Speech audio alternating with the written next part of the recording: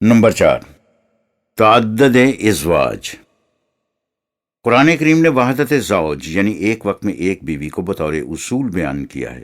اگر ایک بیوی سے نباہ کی کوئی صورت نہ رہے، تفصیل طلاق کے عنوان میں آئے گی، تو اس کی جگہ دوسری بیوی لائی جا سکتی ہے۔ وَإِنْ أَرَدْتُمُ اسْتِبْدَالَ زَوْجٍ مَكَانَ زَوْجٍ۔ سورت نمبر 4 آیت نمبر 20۔ مفہوم یہ ہے، قرآن کے الفاظ ہیں یعنی اگر تم موجودہ بیوی کی جگہ دوسری بیوی لانے کا ارادہ کر لو تو۔ اس نقطے کو اس جگہ سمجھ لینا چاہیے کہ اس سے یہ مقصد نہیں کہ تم جب جی چاہے ایک بیوی کو طلاق دے کر اس کی جگہ دوسری بیوی لے آؤ۔ طلاق کن صورتوں میں دی جاتی ہے، اس کے لیے متعلقہ عنوان دیکھیے۔ بہرحال قرآن کی روح سے اصول وحدت زوج کا ہے، لیکن اگر کبھی کسی وجہ سے معاشرے میں ایسے حالات پیدا ہو جائیں، مثلا جنگ کی وجہ سے، جن کی روح سے بیوہ عورتوں اور جوان لڑکیوں کی تعداد زیادہ ہو جائے اور ان کے مسئلے کا اور کوئی اطمینان بخش حل نہ مل سکتا ہو، تو اسلامی حکومت وحدت زوج کے اصولی قانون میں استثناء کر کے اس کی اجازت دے سکتی ہے کہ ایک وقت میں ایک سے زیادہ یعنی 4 تک شادیاں کر لی جائیں، لیکن اس کے لیے 2 شرائط ضروری ہیں۔ اول یہ کہ ایسا کرنے والا مرد اپنی بیویوں میں عدل کر سکے، اور دوسری یہ کہ وہ اتنے بڑے کنبے کا بوجھ اٹھانے کے قابل ہو۔ اگر ان میں سے ایک شرط بھی ساقط ہو جائے تو دوسری شادی کی اجازت نہیں ہو سکتی۔ سورۃ النساء میں ہے وَإِنْ خِفْتُمْ أَلَّا تُقْسِطُوا فِي الْيَتَامَى فَانكِحُوا مَا طَابَ لَكُم مِّنَ النِّسَاءِ مَثْنَىٰ وَثُلَاثَ وَرُبَاعَ فَإِنْ خِفْتُمْ أَلَّا تَعْدِلُوا فَوَاحِدَةً أَوْ مَا مَلَكَتْ أَيْمَانُكُمْ ذَلِكَ أَدْنَىٰ أَلَّا تَعُولُوا۔ مفہوم یہ ہے، اور اگر کبھی ایسے حالات پیدا ہو جائیں، مثلا جنگ کی وجہ سے، کہ معاشرے میں مرد ضائع ہو جائیں اور بیوہ عورتیں اور یتیم بچے یعنی لڑکے لڑکیاں زیادہ رہ جائیں، بالخصوص بے شوہر عورتیں، جیسا کہ سورت نمبر 4 کی آیت نمبر 120 میں بھی بتایا گیا تھا، اور اس مسئلے کا کوئی خاطر خواہ منصفانہ حل نہ ملتا ہو، یا کہیں انفرادی طور پر ایسی صورت پیدا ہو جائے، تو ایسے حالات میں تمہیں اجازت دی جاتی ہے کہ ان یتیموں اور بیواؤں کی حفاظت اور پرورش کی خاطر تم ان بے شوہر عورتوں سے حسب پسند جو تمہارے نکاح میں آنا چاہیں، جیسا کہ سورت نمبر 4 آیت نمبر 19 میں بتایا گیا، نکاح کر لو۔ اس مقصد کے لیے ایک مرد ایک بیوی کے قانون میں استثناء کی جاتی ہے۔ اس صورت میں جیسا بھی حالات کا تقاضا اور معاشرے کا فیصلہ ہو، تم 2 3 4 بیویاں تک نکاح میں لا سکتے ہو۔ لیکن اگر تم دیکھو کہ تم اس طرح مختلف افراد خاندان میں عدل قائم نہیں رکھ سکو گے، تو پھر اسی ایک بیوی والے قانون پر کاربند رہو، یا وہ لونڈیاں جنہیں تم اس سے قبل اپنے نکاح میں لا چکے ہو، کیونکہ اس کے بعد تو غلام اور لونڈیوں کا سلسلہ ہی ختم کر دیا گیا ہے۔ بے انصافی یا کثرت اولاد کے بوجھ سے بچنے کے لیے یہ راہ زیادہ قرین ثواب ہے۔ تعدد ازدواج کے متعلق قرآن کریم میں صرف یہی آیت ہے، اور جیسا کہ آپ دیکھ رہے ہیں یہ مشروط ہے۔ وَإِنْ خِفْتُمْ أَلَّا تُقْسِطُوا فِي الْيَتَامَى کی شرط کے ساتھ، اس شرط کے بغیر ایک سے زیادہ بیویوں کی اجازت ہی نہیں۔ واضح رہے کہ یتامہ کا لفظ صرف یتیم بچوں کے لیے ہی نہیں آتا، اس میں ناقد خدا جوان لڑکیاں اور عورتیں بھی شامل ہوتی ہیں، اور اس کی سند کے لیے دیکھیے لغات القرآن۔ خود قرآن کریم میں یتامى النساء آیا ہے، یہ سورت نمبر 4 آیت نمبر 127 کا ٹکڑا ہے، یعنی یتیم بے شوہر عورتیں۔ عدل کی شرط کے متعلق قرآن نے کہا ہے کہ اس باب میں جذباتی عدل ناممکن ہے، اس لیے اس سے اتنا ہی مقصود ہے کہ تم کسی ایک بیوی کی طرف اتنا نہ جھک جاؤ کہ دوسری بیوی ادھر لٹکی رہ جائے۔ وَلَن تَسْتَطِيعُوا أَن تَعْدِلُوا بَيْنَ النِّسَاءِ وَلَوْ حَرَصْتُمْ فَلَا تَمِيلُوا كُلَّ الْمَيْلِ فَتَذَرُوهَا كَالْمُعَلَّقَةِ وَإِن تُصْلِحُوا وَتَتَّقُوا فَإِنَّ اللَّهَ كَانَ غَفُورًا رَحِيمًا۔ سورت نمبر 4 آیت 129۔ مفہوم یہ ہے، یاد رکھو کہ جب ان حالات کے مطابق جن کا ذکر سورت نمبر 4 کی آیت نمبر 3 میں آ چکا ہے، تمہارے عقد میں ایک سے زیادہ بیویاں آ جائیں تو تمہیں ان سے عدل کرنا ہوگا۔ جہاں تک محبت اور جاذبیت کا تعلق ہے، مختلف بیویوں سے ایک جیسا سلوک ناممکن ہے. تم 1000 چاہو ایسا نہیں کر سکو گے، اس لیے کہ ان باتوں کا تعلق جذبات سے ہے، اور جذبات میں یکسانیت ممکن نہیں. جو عدل مقصود اور ممکن ہے وہ یہ ہے کہ تم کسی ایک بیوی کی طرف اس قدر نہ جھک جاؤ کہ دوسری بیوی بالکل ادھر لٹکی رہ جائے، یعنی نہ خامند والی نہ بے خامند کی. معاشرتی معاملات میں ان سب سے ایک جیسا سلوک اور برتاؤ کرو. یہ چیز قانون خداوندی کی روح سے تقاضۂ عدل کو پورا کر دے گی، اور جو عدم مساوات جذبات کی روح سے پیدا ہوگی اس کے مضر اثرات سے تمہاری حفاظت ہو جائے گی. قانون خداوندی اس طرح حفاظت اور مرحمت کی گنجائش اپنے اندر رکھتا ہے. یاد رہے کہ جب قوم کی طرف سے بیواؤں اور یتیموں کے مسئلے کے حل کے لیے تعدد ازدواج کو ناگزیر سمجھا جائے گا تو اس فیصلے میں قوم کی عورتیں بھی برابر کی شریک ہوں گی. صرف مرد ہی اس قسم کا فیصلہ نہیں کر لیں گے. اس سے ظاہر ہے کہ ان حالات میں بھی دوسری بیوی لانے کے لیے پہلی بیوی کی رضامندی ضروری ہوگی، ورنہ گھر جہنم بن جائے گا. ان حالات کے علاوہ ایک بیوی کی موجودگی میں دوسری بیوی کی اجازت نہیں. نمبر 5، لونڈیاں. نزول قرآن کے زمانے میں عربوں کے ہاں غلام اور لونڈیاں عام معاشرے کا جزو تھیں. قرآن نے غلامی کا دروازہ بند کر دیا، لیکن جو لونڈیاں اس وقت ان کے گھروں میں موجود تھیں انہیں یا تو ان کے خاندان کا جزو بنا دیا اور یا رفتہ رفتہ آزاد کر دیا. قرآن کریم میں ازواج کے ساتھ جہاں جہاں ما ملکت ایمانکم، اس سے مراد وہ لونڈیاں ہیں جو اس زمانے میں ان لوگوں کے ہاں موجود تھیں. اب لونڈیوں کا سوال پیدا نہیں ہوتا. نمبر 6، نکاح کے لیے سہولتیں. جو لوگ نکاح کی صلاحیت رکھتے ہوں معاشرے کو چاہیے کہ ان کے لیے نکاح کی سہولتیں مہیا کرے. قرآن کریم میں اسلامی معاشرے سے کہا گیا ہے وَأَنْكِحُوا الْأَيَامَ مِنْكُمْ، سورۃ 24 آیت 32. مراد یہ ہے جن لوگوں مردوں یا عورتوں کی شادی نہ ہوتی ہو ان کے نکاح کا مناسب انتظام کرو. لیکن نکاح کرنا کوئی حکم نہیں، یعنی یہ ضروری نہیں کہ ہر مرد یا عورت بالضرور نکاح کرے. جو مجرد زندگی بسر کرنا چاہیں یا جن کے لیے نکاح کی صورت نہ پیدا ہو سکے وہ ضبط نفس سے کام لیں. وَلْيَسْتَعْفِفِ الَّذِينَ لَا يَجِدُونَ نِكَاحًا، سورت نمبر 24 آیت نمبر 33. مفہوم یہ ہے جن لوگوں کے نکاح کا انتظام نہ ہو سکے انہیں ضبط نفس سے اپنی عفت کی حفاظت کرنا چاہیے. قرآن کریم نے بھوک کی اضطراری حالت میں حرام چیزوں کے کھانے کی بقدر ضرورت اجازت دی ہے، لیکن جنسی جذبے کی تسکین کے لیے حرام کاری کی اجازت نہیں دی، اس لیے کہ بھوک پر انسان کا کنٹرول نہیں ہوتا، لیکن جنسی خواہش تو انگیخت کرنے سے بیدار ہوتی ہے، اس لیے اس میں اضطراری حالت کا سوال پیدا نہیں ہوتا. اس نقطے کی مزید وضاحت آگے چل کر آئے گی.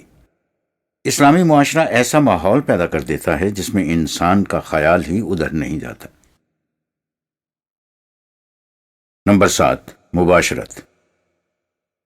ان حالتوں میں مباشرت منع ہے.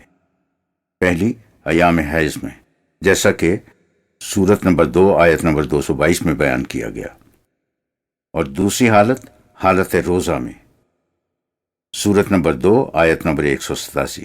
رمضان کی راتوں میں مباشرت کی ممانعت نہیں. نمبر 3، حالت اعتکاف میں، یہ بھی سورت نمبر 2 آیت نمبر 187 میں بیان کیا گیا ہے. نمبر 8، مباشرت سے مقصد.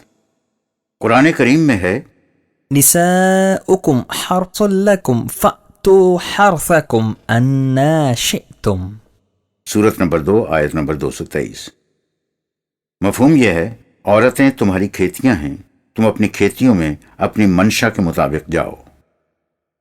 اس سے ایک اہم حقیقت سامنے آ جاتی ہے، کھیتی میں ہمیشہ تخم ریزی کے لیے جایا جاتا ہے، اس لیے میاں بیوی میں مباشرت افزائش نسل کے لیے ہونی چاہیے، محض حصول لذت کے لیے نہیں.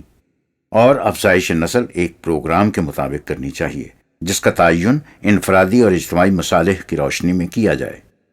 کھیتی میں جب چاہے جاؤ سے مراد یہی ہے کہ جب تم بچہ پیدا کرنا چاہو تو اس وقت مباشرت کرو. فطرت کا نظام بھی یہی ہے. اس کے لیے دوسری جگہ محسنین غیر مسافحین کہا ہے۔ یہ سورت نمبر 4 آیت نمبر 24 میں ہے، یعنی نکاح سے مقصد مادہ تولید کا بہا دینا نہیں، اسے محفوظ رکھنا ہے۔ یہ بہرحال قرآنی آیات سے ہمارا استنباط ہے۔ نمبر 9، متاحل زندگی سے مقصد۔ ازدواجی زندگی سے مقصد یہ ہے کہ میاں بیوی میں باہمی محبت اور رفاقت پیدا ہو، اور اس طرح گھر کی زندگی امن و سکون کی جنت در آغوش زندگی ہو۔ سورہ روم میں ہے، ومن آياته أن خلق لكم من أنفسكم أزواجا لتسكنوا إليها وجعل بينكم مودة ورحمة إن في ذلك لآيات لقوم يتفكرون۔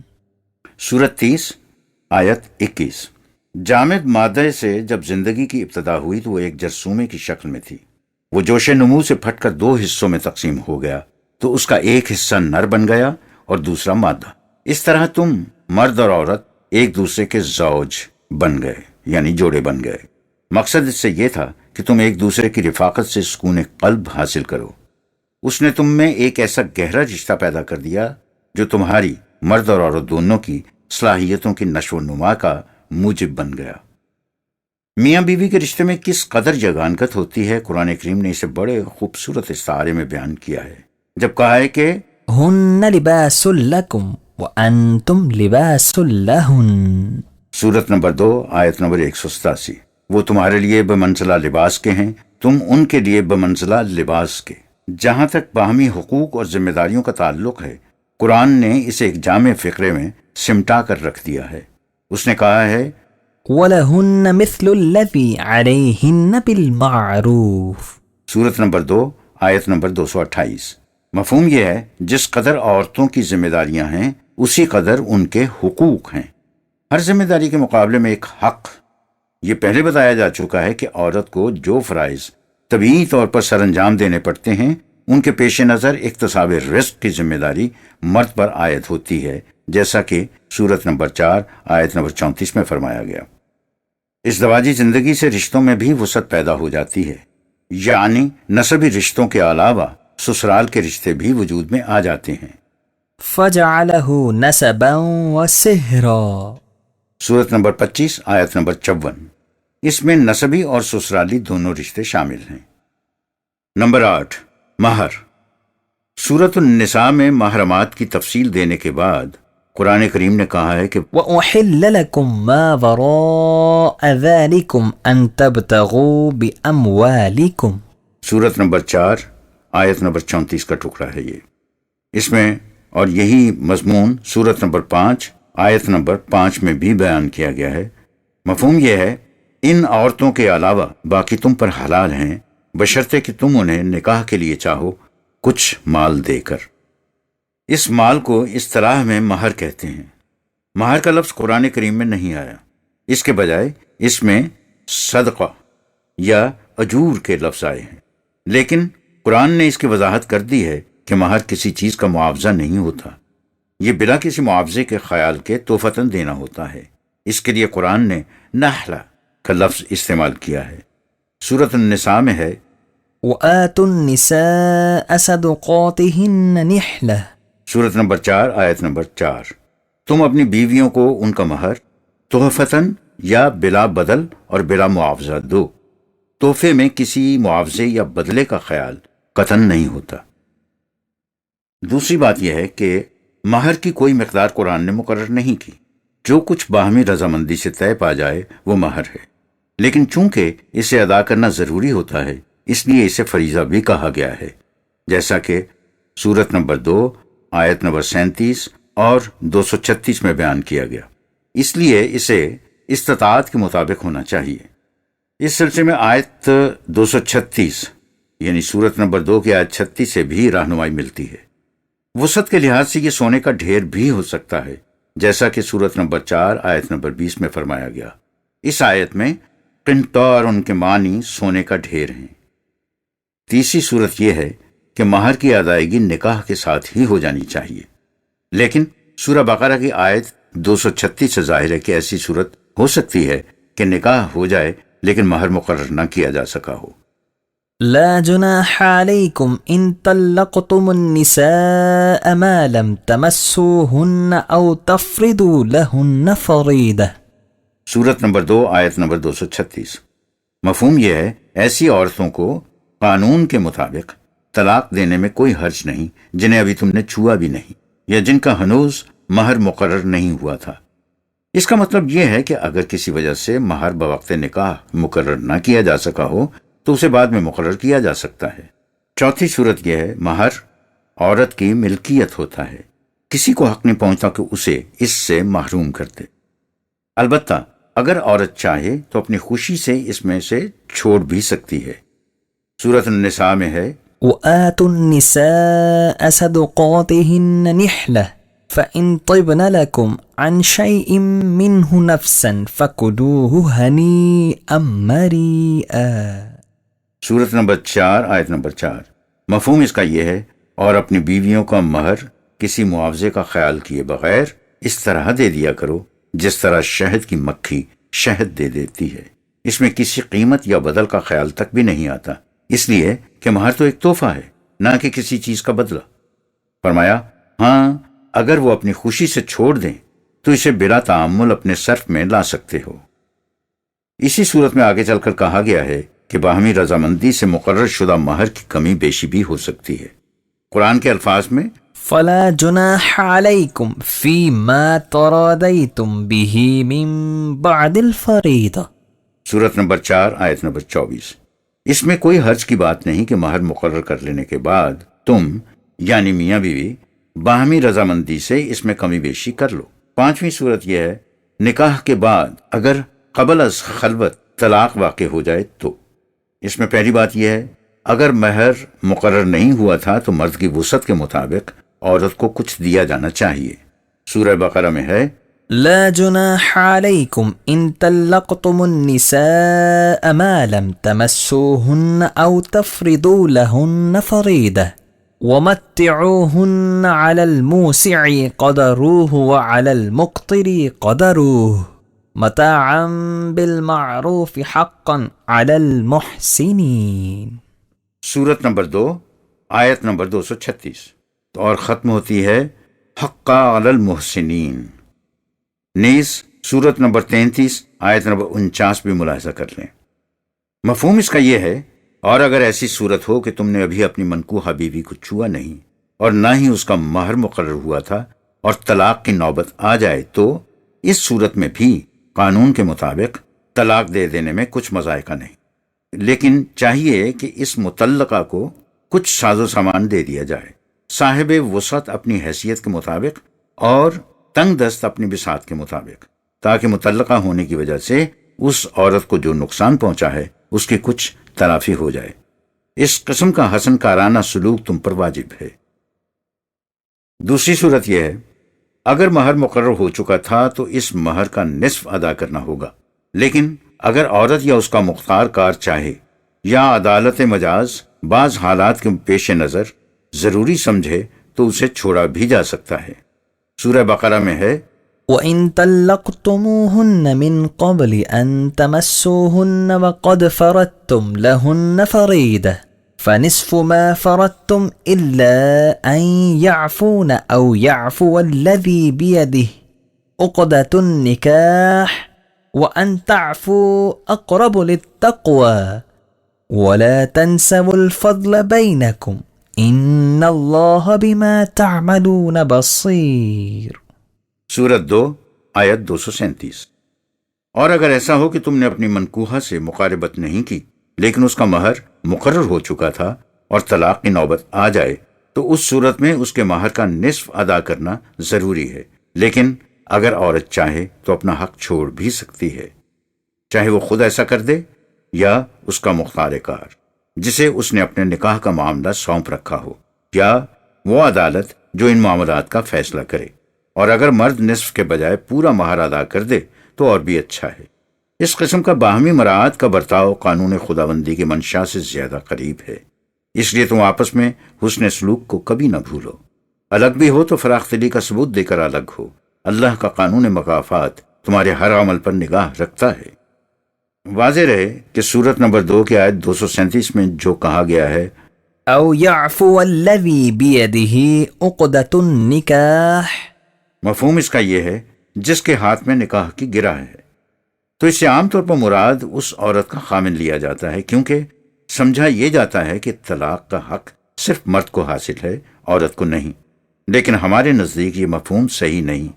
ہم آگے چل کر بتائیں گے کہ قرآن کریم طلاق کا حق مرد اور عورت دونوں کو یکساں طور پر دیتا ہے۔ اس آیت میں الذي بيده عقدة النكاح سے مراد عورت کا مختار یا عدالت مجاز ہو سکتی ہے۔ تفصیل طلاق کے عنوان میں ملے گی۔ چھٹی صورت یہ ہے اگر عورت فحش کی مرتکب ہو تو اس کے مہر سے کچھ وضع کیا جا سکتا ہے۔ سورۃ النساء میں ہے يا أيها الذين آمنوا لا يحل لكم أن ترثوا النساء كرها ولا تعدلوهن لتذهبوا ببعض ما آتيتموهن إلا أن يأتين بفاحشة مبينة۔ سورت 4 آیت 19۔ مفہوم اس کا یہ ہے اے جماعت مومنین، جس طرح مردوں کے متعلق کہا گیا ہے کہ وہ بیوی کا انتخاب اپنی مرضی سے کریں، جیسا کہ اس میں تھا سورت نمبر 4 کی آیت نمبر 3 میں، اسی طرح نکاح کے لیے عورتوں کی رضامندی بھی ضروری ہے۔ تمہارے لیے یہ جائز نہیں کہ تم زبردستی عورتوں کے مالک بن جاؤ، اور نہ ہی یہ جائز ہے کہ اگر وہ تمہارے نکاح میں نہ رہنا چاہیں تو انہیں اس نیت سے روک کے رکھو کہ جو کچھ تم انہیں دے چکے ہو اس میں سے کچھ ہتھیا لو۔ ایسا قطعاً جائز نہیں، بجز اس کے کہ ان سے کھلی ہوئی بے حیائی کا ارتکاب ہوا ہو۔ اس صورت میں عدالت تمہیں اس میں سے کچھ دلا سکتی ہے۔ ظاہر ہے کہ اس کا فیصلہ عدالت کی روح سے ہوگا۔ 7ویں صورت یہ ہے اگر عورت طلاق کا مطالبہ کرے اور عدالت ایسا ضروری سمجھے تو اسے اس کے لیے کچھ ادا کرنا ہوتا ہے، جیسا کہ سورت نمبر 2 کی آیت 229 میں فرمایا گیا۔ لیکن یہ ضروری نہیں کہ یہ مہر ہی کی رقم ہو۔ ہم نے احتیاطاً اس آیت کا اس مقام پر حوالہ دے دیا ہے۔ اس کا صحیح مقام طلاق کا عنوان ہے جہاں اس کی تشریح ملے گی۔ نوٹ: لڑکی کو جہیز دینا محض ایک رسم ہے۔ قرآن کریم نے اس کا حکم کہیں نہیں دیا۔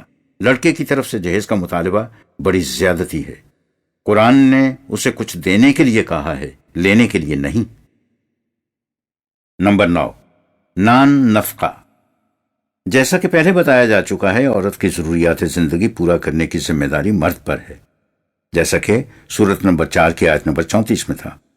اس لیے جب تک عورت مرد کے نکاح میں ہے وہ اس کے نان نفقے کا ذمہ دار ہے۔ اس میں رہائش بھی شامل ہے۔ متعلقہ عورت کی عدت کے دوران بھی اس کی ذمہ داری مرد پر ہوگی، جیسا کہ سورت نمبر 2 کی آیت نمبر 241، سورت نمبر 65 کی آیت نمبر 1 اور سورت نمبر 65 کی آیات نمبر 6 اور 7 میں کہا گیا، بجز اس کے کہ عورت فحش کی مرتکب ہو، جیسا کہ سورت نمبر 65 کی آیت نمبر 1 میں کہا گیا۔ تفصیل اس کی عدت کے عنوان میں ملے گی۔ نان نفقہ مرد کے معیار زیست کے مطابق ہوگا، اور یہ حکم سورت نمبر 65 کی آیت نمبر 7 میں دیا گیا۔ پھر بیوہ عورت کے لیے 1 سال کے لیے نان نفقے کی ذمہ داری مرد پر ہے۔ اسے چاہیے کہ اس کے لیے وصیت کر جائے۔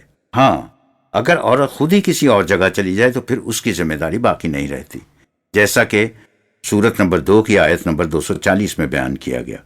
تفصیل اس کی وراثت کے عنوان میں ملے گی۔ نمبر 10، تعلقات کی کشیدگی۔ جیسا کہ پہلے بتایا جا چکا ہے، نکاح سے مقصد باہمی محبت اور سکینت سے رفاقت کی زندگی بسر کرنا ہے۔ اس کے لیے زوجین کے انتخاب میں بڑی احتیاط کی ضرورت ہے، لیکن اس کے باوجود ایسے حالات پیدا ہو سکتے ہیں جن کی وجہ سے میاں بیوی میں تعلقات خوشگوار نہ رہیں۔ اس سلسلے میں بعض ناخوشگواریاں محض عارضی ہوں گی۔ اس کی عام وجہ سریع الغضب ہونا ہے۔ مثلا انسان غصے میں آ کر بیہودہ باتیں بکنے لگتا ہے اور جہالت کی وجہ سے کبھی بیوی کو ماں کہہ دیتا ہے یا اس قسم کی کوئی اور بات۔ اسے اصطلاح میں زہار کہتے ہیں، اور غصہ ٹھنڈا ہو جانے پر اپنے کیے پر خود ہی نادم ہو جاتا ہے۔ قرآن کہتا ہے کہ اس قسم کی لغو باتوں اور قسموں کو حقیقت پر محمول نہیں کیا جا سکتا۔ لا يؤاخذكم الله باللغو في أيمانكم ولكن يؤاخذكم بما كسبت قلوبكم۔ سورت نمبر 2 آیت نمبر 225۔ مفہوم اس کا یہ ہے تمہاری لغو قسموں پر مواخذہ نہیں ہوگا، مواخذہ ان قسموں پر ہوگا جن میں تمہارے دل کا ارادہ شامل ہو۔ اس کے لیے سورت نمبر 5 کی آیت نمبر 89 بھی دیکھیے۔ بیوی کو غصے کی حالت میں ماں کہہ دینے سے وہ ماں نہیں بن جاتی۔ وما جعل أزواجكم اللائي تظاهرون منهن أمهاتكم۔ سورت 33 آیت 4۔ ظہار سے بیوی ماں نہیں بن جاتی، لیکن چونکہ اس قسم کی بیہودہ حرکات سے گھر کی فضا مسموم ہو جاتی ہے، اس لیے قرآن کریم اس کی روک تھام کے لیے ایسی حرکات پر کچھ تاوان ضروری سمجھتا ہے۔ چنانچہ وہ کہتا ہے کہ ایسی صورت میں زنا شوئی کے تعلقات سے قبل نمبر 1 ایک غلام آزاد کیا جائے۔ یہ حکم اس زمانے سے متعلق ہے جب عربوں کے معاشرے میں غلام عام ہوا کرتے تھے۔ اگر غلام نہ ہو تو دوسری صورت یہ ہے کہ 2 ماہ کے مسلسل روزے رکھے، اور تیسری صورت جس میں اس کی طاقت نہ ہو وہ 60 محتاجوں کو کھانا کھلائے۔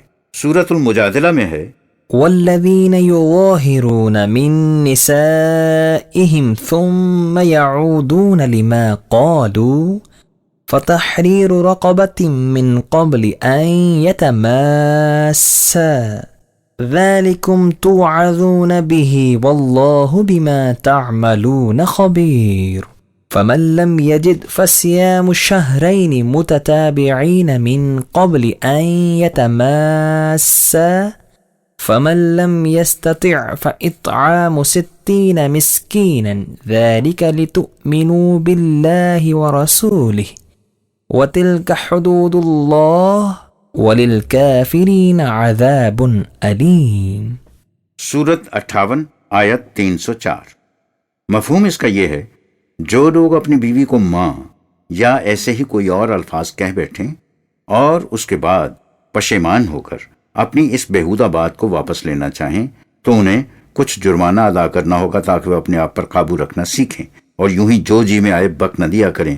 وہ جرمانہ یہ ہے کہ قبل اس کے کہ وہ بحیثیت میاں بیوی ایک دوسرے کے پاس جائیں ایک غلام آزاد کریں۔ یہ اس لیے ہے کہ تم آئندہ کے لیے نصیحت پکڑو، اور اللہ تمہارے تمام معاملات سے باخبر ہے۔ جس کے پاس غلام نہ ہو یا غلام آزاد کرنے کی استطاعت نہ ہو، یا اس زمانے کے غلاموں کے ختم ہو جانے کے بعد جب غلام باقی ہی نہ رہیں، تو اس صورت میں وہ تعلقات زناشوئی سے پہلے 2 ماہ کے متواتر روزے رکھے، اور اگر اس کی طاقت نہ ہو تو 60 محتاجوں کو کھانا کھلائے۔ یہ اس لیے کہ تم اس نظام خداوندی کی صداقت پر یقین محکم رکھو جو اس کے رسول کے ہاتھوں متشکل ہوا ہے۔ یہ خدا کی مقرر کردہ حدود ہیں جن کے اندر رہنا ضروری ہے۔ اگر اس باب میں سہون غلطی ہو جائے تو اس کے ازالے کی شکل وہ کفارہ ہے جس کا ذکر اوپر کیا گیا ہے، لیکن جو لوگ سرے سے ان حدود ہی کا انکار کریں تو وہ کافر ہیں، اور کافروں کے لیے علم انگیز تباہی ہے۔ دوسری صورت یہ ہے، یہ تو رہا غصے کی حالت میں بیہودہ قسموں کے متعلق، لیکن اگر کوئی شخص دل کے ارادے سے بیوی کے پاس نہ جانے کی قسم کھا لے، اسے اصطلاح میں ایلا کہتے ہیں، تو ایسی شکل کو دائماً قائم نہیں رکھا جا سکتا۔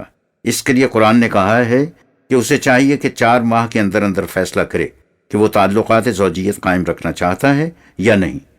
للذين يؤلون من نسائهم تربص 4 أشهر فإن فاءوا فإن الله غفور رحيم وإن عزموا الطلاق فإن الله سميع عليم۔ سورت 2 آیات نمبر 226 اور 227۔ مفہوم یہ ہے جو لوگ اپنی بیویوں کے پاس نہ جانے کی قسم کھا لیں تو عورت کو اس معلق حالت میں غیر متعین عرصے کے لیے چھوڑا نہیں جا سکتا۔ انہیں زیادہ سے زیادہ 4 ماہ تک انتظار کرنا چاہیے۔ اگر وہ اس عرصے میں باہمی تعلقات کی طرف رجوع کر لیں تو انہیں اس کی اجازت ہے، کیونکہ قانون خداوندی میں اس قسم کی لغزشوں سے حفاظت اور مرحمت کی گنجائش رکھی گئی ہے۔ یہی مضمون سورت نمبر 5 کی آیت نمبر 89 اور سورت نمبر 33 کی آیت 4 اور سورت نمبر 58 کی آیت 3 میں بھی ہے، اور اسی میں آگے چل کر یہ فرماتے ہیں یعنی قسم توڑنے کی طرح کفارہ ادا کریں، لیکن اگر وہ معاہدہ نکاح سے آزاد ہو جانے کا فیصلہ کر لیں جسے طلاق کہتے ہیں تو انہیں ایسا کر لینا چاہیے۔ اس لیے کہ یہ اس اللہ کا قانون ہے، کیونکہ یہ اس اللہ کا قانون ہے جو ہر بات سننے والا اور سب کچھ جاننے والا ہے۔ یعنی اسے معلوم ہے کہ جب نباہ کی شکل باقی نہ رہے تو پھر الگ ہو جانا ہی بہتر ہوتا ہے۔ قرآن کریم کے اس حکم کی روشنی میں اسلامی حکومت ان لوگوں کے لیے جو بیویوں کو بساتے نہیں یا جو مفقود الخبر ہو جاتے ہیں مناسب قوانین وضع کر سکتی ہے۔ مقصد قرآن کا یہ ہے کہ عورت کو کسی حالت میں بھی خاوند کے رحم و کرم پر نہ چھوڑا جائے، اس کے حقوق کی پوری حفاظت کی جائے۔